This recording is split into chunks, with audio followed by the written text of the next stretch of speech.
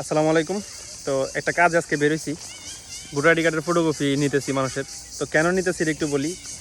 তো নতুন যেই একটা দল গঠন হয়েছে এনসিপি, তো এটার আন্ডারে গরিব মানুষদেরকে চাল দিতেছে। প্রতিটা ভোটার আইডি কার্ড থেকে 10 কেজি করে চাল দিবে আর কি।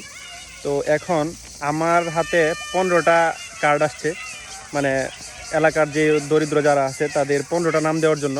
তো এটা একটা সামাজিক কাজ, নিজের কাছে ভালো লাগতেছে। আর কার্ড সংগ্রহ করতেছি। তো চলুন কোথায় কোথায় থেকে সংগ্রহ করি একটু দেখাই। শুরুতে আসছি এই যে একটা বাড়ি। তো এখানে দেখেন ছোট্ট একটা ঘর, খুবই অবস্থা খারাপ।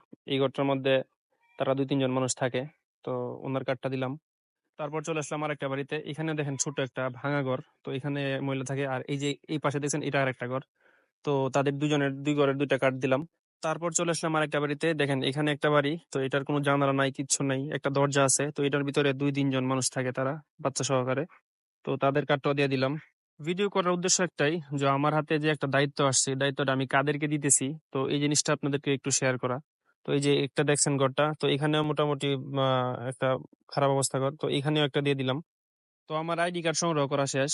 আর প্রতিটা বাড়ির ভিডিও করা সম্ভব হয় নাই, তো যে কয়টা পারছি সবগুলাই দেখানোর চেষ্টা করছি। তো এই হচ্ছে আইডি কার্ড গুলা। তো সবগুলা সংগ্রহ এখনো করি নাই, তো করতেছি। তো প্রত্যেকজনের বাড়িতে বাড়িতে গিয়ে গিয়ে করতেছি। আর ভিডিওতে যেগুলো দেখছেন তাদের বাড়িঘর।